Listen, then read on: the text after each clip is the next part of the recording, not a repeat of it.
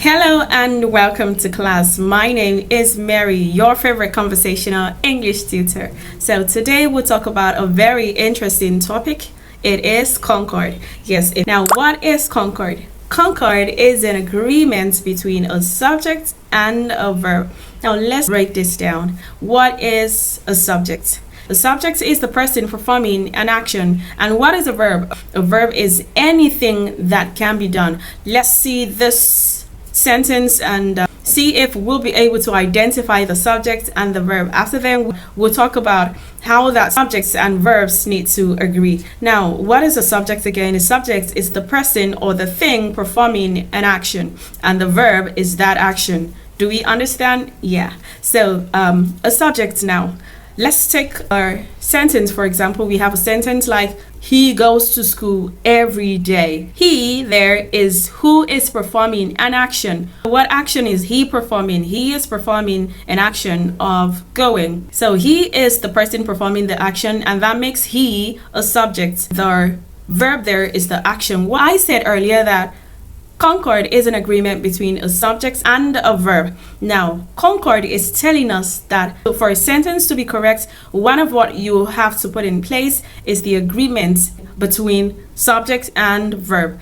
If subject is plural, then verb has to be plural too. For instance, I have a friend who likes eating rice, but because we have an agreement to eat whatever the other person eats, if my friend eats rice in the morning, then the agreement is for me to also eat rice in the morning. So we have an agreement. If I do not eat rice, like my friend ate rice, as we've agreed to eat what each other eats, then I will be wrong. That's how it is with subjects and verbs. They have had agreements, they have had rules to follow, you get it? So if you fail to put these rules into consideration when you're writing or speaking, you will be wrong. So let's see these rules. Do you understand?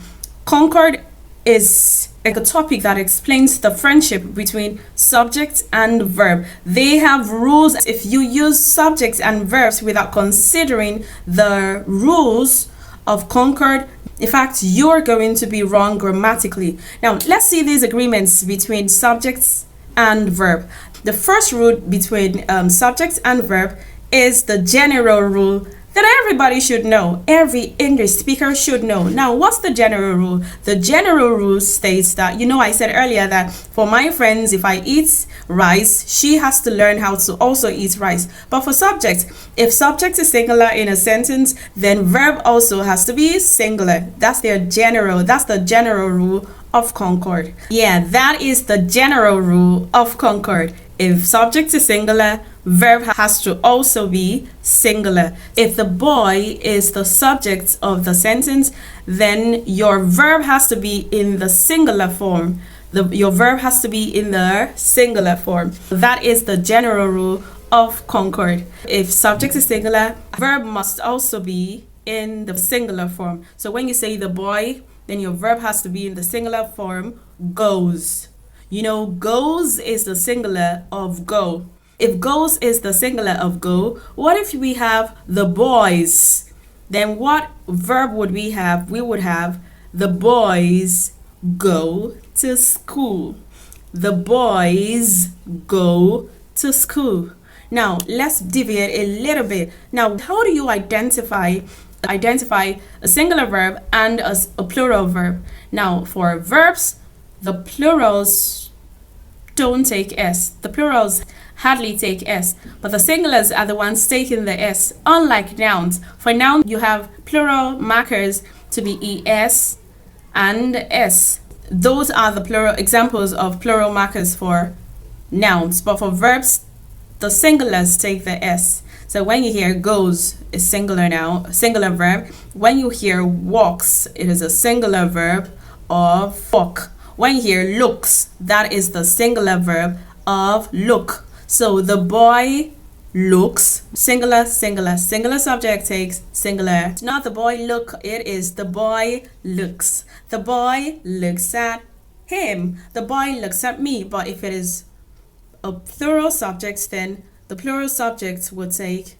plural verbs. The boys look at me. Okay, some girls walk to school. Girl singular, walks singular. Boy singular, walk singular. Boy singular, walks singular. Boys plural, walk plural. Girls plural, walk or talk or move plural. Do we get it? Better stop making statements like my mommy go to the market every day. My sister go to the market, or my sister go to church every Sunday. It is not my sister go. Your sister is singular, then the action should be in singular form. That is the agreement between subjects and verbs. Please, singular subject takes singular verb. I hope we got that. Another one I want to say before I go is the everybody, somebody, nobody. I hear a lot of people say everybody have, everyone, everybody have, somebody have. Have is a plural verb. The singular version of have is has. So if you say everybody, somebody, or nobody, please make sure that your verb is in the singular form. Your verb is in the singular form. So everybody has. You know, I said earlier that have is plural and the singular form of have is has. So everybody takes singular. Everybody has, not have. It's not somebody have, it is somebody has. Everybody has. Nobody has. Nobody has. Everybody has. Somebody has. Not have. All right, thank you guys. I hope you learned something. Subjects and verbs, they have agreements, they have rules. Don't break the rules. If you do, you will be making a lot of grammatical errors. Thank you very much. I will see you in my next video.